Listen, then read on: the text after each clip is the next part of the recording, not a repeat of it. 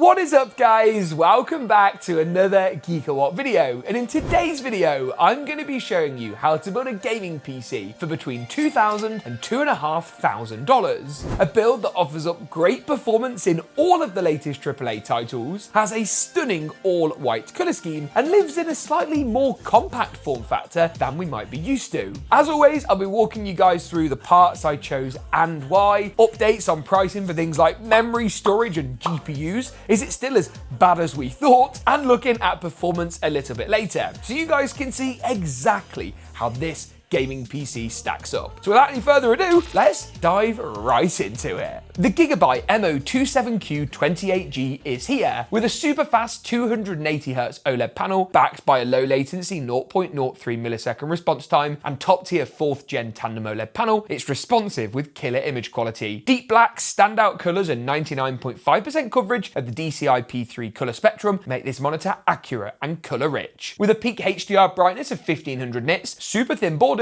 and NVIDIA G-Sync support, there's not much the MO27Q can't do. Learn more at the first link in the description below. Before diving into today's build, I want to take a quick second to reintroduce myself for all the new viewers who've joined recently. My name's James and I've been building PCs here on the GeekaWhat channel for nearly 10 years, which feels like a very long time. And as well as making these build guides for you guys, I also own a pre-building company here in the UK called GeekaPC, which sells some of the builds we assemble on the channel as pre-builds. Now, the idea behind today's build is that I wanted to tie together a little bit of a Corsair theme around a form factor that's not going to be too massive, and also present to you guys a build that gives you some options as far as performance and pricing goes. So let's start with those two options first of all. Specifically, I'm going to give you guys a choice of two different GPUs to use for today's build. It's not necessarily a case of NVIDIA versus AMD, it's a case of two options at two slightly different price points that are going to offer different things, but work really well with the rest of the parts. The first is the RTX 5070. This is the cheaper option with 12 gigabytes of video memory, really solid performance at 1440p, and as I say, an affordable price point. The 9070 XT from AMD is a more pricey upgrade. That's going to add around about $300 or $400 onto the price of this build, depending on exactly where you get these cards from, prices in your region, that kind of stuff, but give you better performance at 4K. The rest of the system can stay exactly the same, but two options that both look fantastic, and I'm going to give you performance benchmarks for both a little bit later. If you're wondering why I've not offered the 9070 XT with a 5070 Ti, that's a card that's currently in very, very low supply and as such hard to get hold of. And also, these two cards give two different price points, and that I think really helps make today's build a bit more suitable for more of you watching this video. So that's the graphics cards. I'm going to talk more about those later when I put them in and help you guys choose. But for now, let's look at some of the other parts in the build and start with the case, because I feel like that's a component that often gets left until last. Now this right here is the Corsair 2500, specifically the 2500X, but they also do a D airflow version. That's quite common with Corsair. They'll bring out like a 4000D and then there'll be a 4000X, which has a glass panel and all that kind of stuff. This is a micro ATX case, so it's going to shrink the height down a little bit, but it's still a decent size. It's quite chunky in terms of the fact it's got the main chamber here and then a rear chamber at the back. The power supply, your drives or your cable management is going to live at the rear of the system, and that keeps your front chamber clear and also helps with temperatures and performance. In terms of room for fans, this particular case doesn't come with any fans. This is the fanless version, so I've gone ahead and picked up some Corsair Alex fans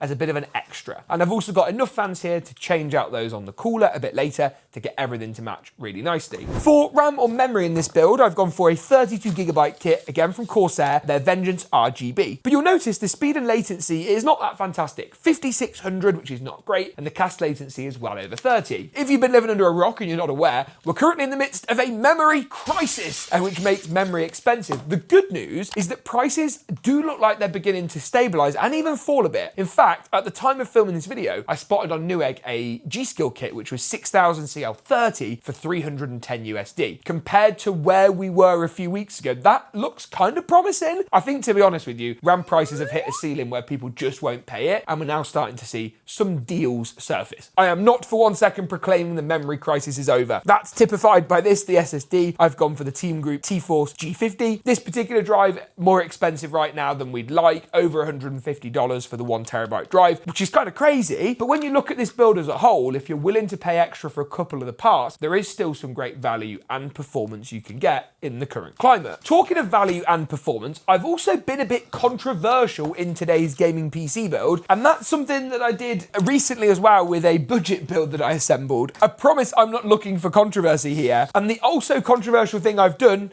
is I've gone Intel.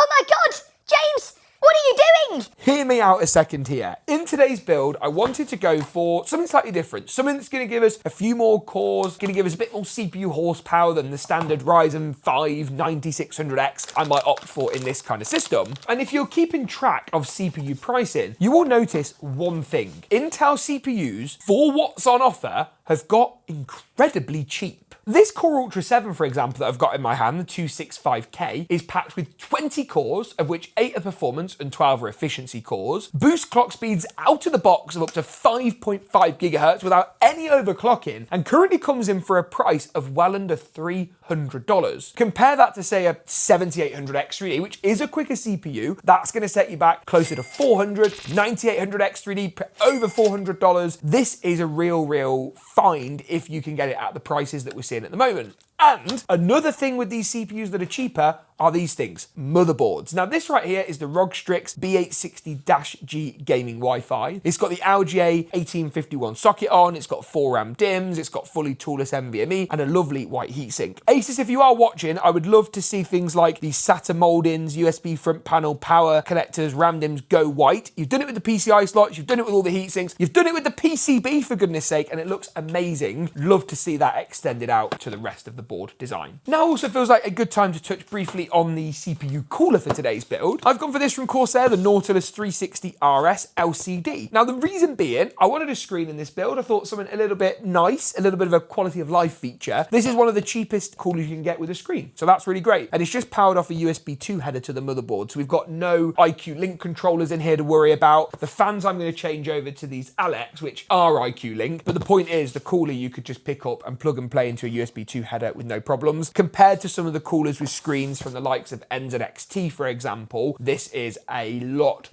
cheaper. The only other thing I want to talk about parts-wise that I haven't yet discussed is the power supply. I've got the Corsair RM750E. Those of you who followed the channel a lot, and particularly anyone who's looked on Geek PC, which I mentioned earlier, this right here is one of my favorite power supplies ever released. Now it ranks okay on the PSU tier list, so that's a good start, but it's all white. It comes with white sleeve cables, meaning we haven't got to spend extra money on PSU cable extensions. Price-wise is really good, fully modular. It's Cybernetics Platinum for efficiency and A for noise. I don't even think it's 80 plus certified in the traditional sense, so we're seeing a big transition there. And it's ATX 3.1 and PCI Gen 5.1. So that's the latest standard for the 12-watt high power, the latest standard that Intel have derived for power supply efficiency. It is perfect. And for a build like this, it saves us a lot of cash on PSU cable extensions that we would have had to buy before, or on a really high-end power supply that's got nice braided cables. Anyway, first things first, I'm going to install the CPU into the motherboard by lining up the triangles, lifting the arm on the socket and dropping the chip into place before following up with the memory in the second and fourth DIMM slots and the toolless NVMe drive, which is going to go at the very top of the motherboard today. Now with an AMD-based configuration, I normally just gravitate towards popping the motherboard in and worrying about the cooler later. But on this occasion, that doesn't feel like the sensible thing to do, as Intel CPUs often require different backplates, which can be easier to do before you install the motherboard into the case. While it is a shame to see that Corsair haven't pre-installed the fans, I think that's something that really should be done on all coolers nowadays. I am actually planning on changing them anyway, so for me, it's not really going to be a problem. And then I need to locate our Intel backplate, so that's nicely labelled, which is going to pop behind the motherboard and has some little tape on which will hold it into place. And then there'll also be presumably some Intel mounting hardware separately stored inside of this box. Also helpfully labelled in a recyclable paper bag. So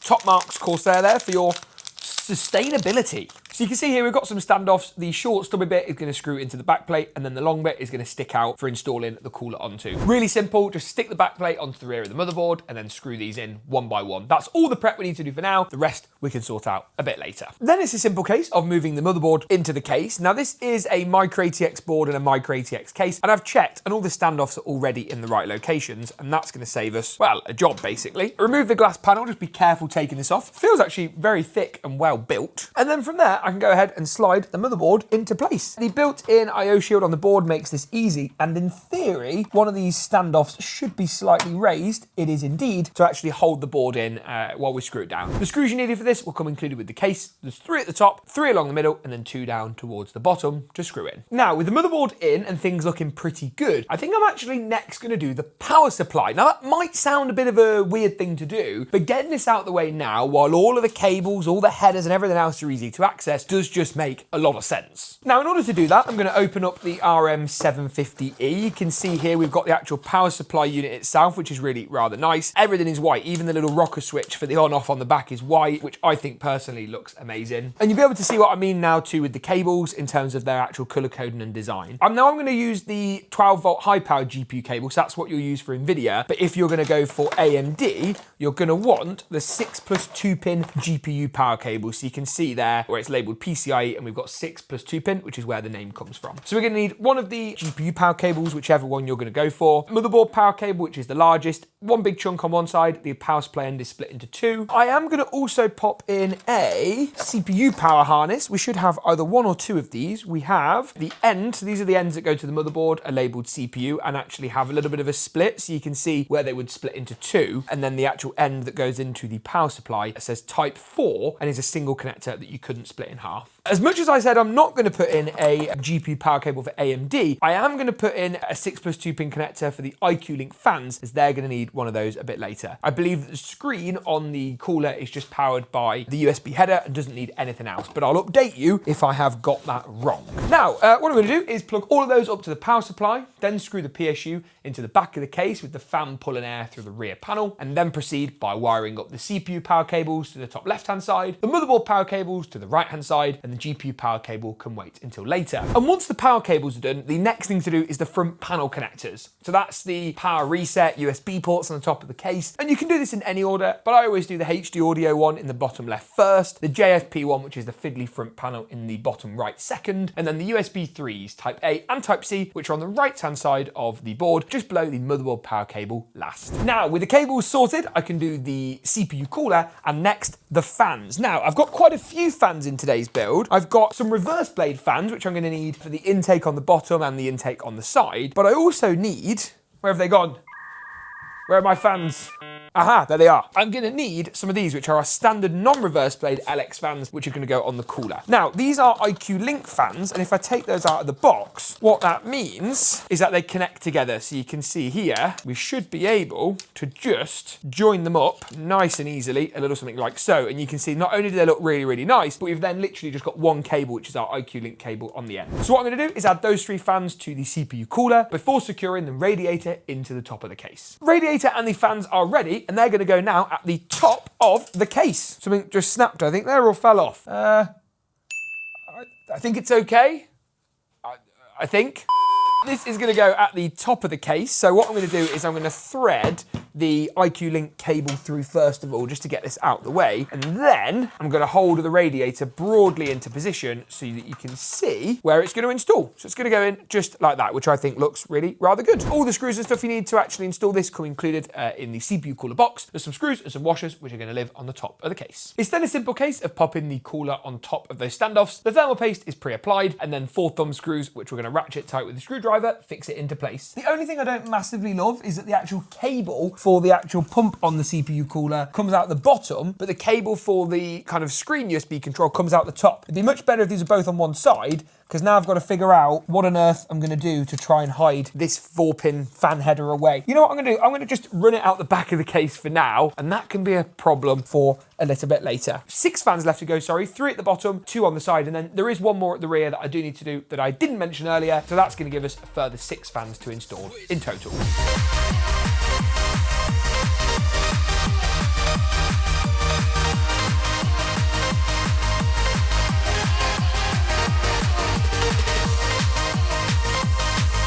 Now, the build is really coming together. That looks amazing. And all the white cables look good. I think this motherboard is slightly narrower than some M80X boards. Either that or Corsair have given you a massive gap here between the edge of the motherboard and the edge of the case, which I don't fully understand, but it doesn't look too bad. Now, graphics card. 5070 Prime is what I'm going to go for, but obviously you've got the choice of that 9070 XT instead if you so wish to go that route. That's obviously going to add cost to the build, but I'll link latest part pricing and availability in the description below so you can see just how much cost it would add to the build. And I'm also going to be covering the benchmarks with both of these GPUs in just literally a couple of minutes time, so don't go anywhere. Now, I'm going to hover the GPU over where the PCI slot is on the case, and by the looks of things, the PCI slots that I actually need to take out have been removed in a previous build. I have used this case before. I wanted to revisit it today because I just really actually quite like it, and I think it got a little bit overshadowed or overlooked when it first landed. Now, I'm going to take out the screws. So these are like slightly funky thumb screws actually in many respects. I'm then going to slide the GPU in. This ASUS latch doesn't need to be unlatched, if you know what I mean. It does that sort of by default. Slide the card in. There we go. Looking pretty good. And then just return the same graphics card retention screws back into place that you just removed. So you can see there's the first one. Just as you get it in, sort of hold the graphics card level. That's going to really help.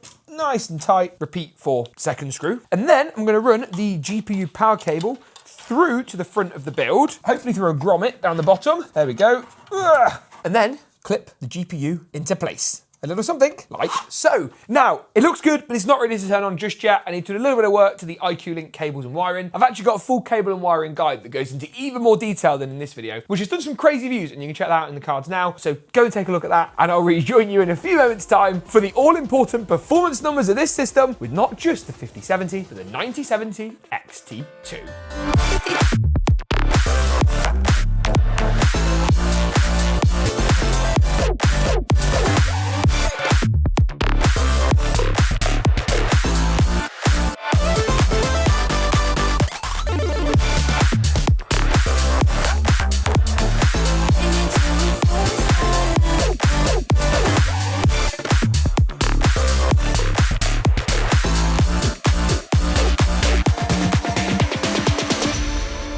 Looking really fantastic. But what about performance? Now, as mentioned earlier, I tested this build with both the RTX 5070, the ASUS Prime model in white, and also the 9070 XT, again with the same white ASUS Prime cooler design. Now, let's start off with Arc Raiders, shall we, first of all, and begin with our RTX 5070 number. Here at 4K on the high settings preset, we saw an average frame rate of just over 78 frames per second. Move up to the 9070 XT and you're going to gain around about 12 frames per second with an average of 90.9. Now, of course, the 9070 XT wins out, but it is a significantly more expensive GPU, so we'd kind of expect this. In Battlefield 6, which is the next title at 1440p high, the average from our 5070 was 122 FPS, a very playable frame rate at 1440p. You gain around 40 frames per second extra when jumping up to the RX 9070 XT, but again, that's broadly speaking what we'd expect between these two GPUs. The difference in my next title, Call of Duty's Black Ops 7, was actually way bigger than you might imagine. That's a game that tends to preference AMD GPUs over those from NVIDIA. Now, taking a look at the numbers exactly, and at 1440p high, the RTX 5070 clocked in an average of 103 frames per second, while moving through to the 9070 XT delivered 160. Big difference. Cyberpunk narrowed the difference down quite a bit. That's the next title. Here again at that 4K high settings preset with the 5070, we saw an average of 62. Not bad for 4K on what is undoubtedly more of a 1440p GPU, while moving up to the 9070 XT shows a more playable frame rate of 75 frames per second. Here you can see where the 9070 XT is more of a 4K GPU than it is a 1440p card, which is of course the opposite with the 5070. F125 is a really easy gaming benchmark to run that gives us some nice comparable results. 1440p on the ultra high preset from the 5070 delivered 155, while the 9070 XT delivered 223. Finally, the last game on the list was Marvel's Rivals, here tested back up at that 4K resolution on the high settings preset. 68 frames per second were achieved on the RTX 5070 versus just shy of 80 on the 9070 XT. Either way, I think both of these GPUs provide fantastic results at their respective price points. The 5070 might shield you from some of the VRAM induced price increases right now, as it has 12 gigs to the 9070 XT's 16, but if you want to go Team Red, you've got that option too. I'll leave latest pricing and availability for all parts, including the GPUs, in the description and the pinned comment down below. Thanks for watching, and as always, we'll see you in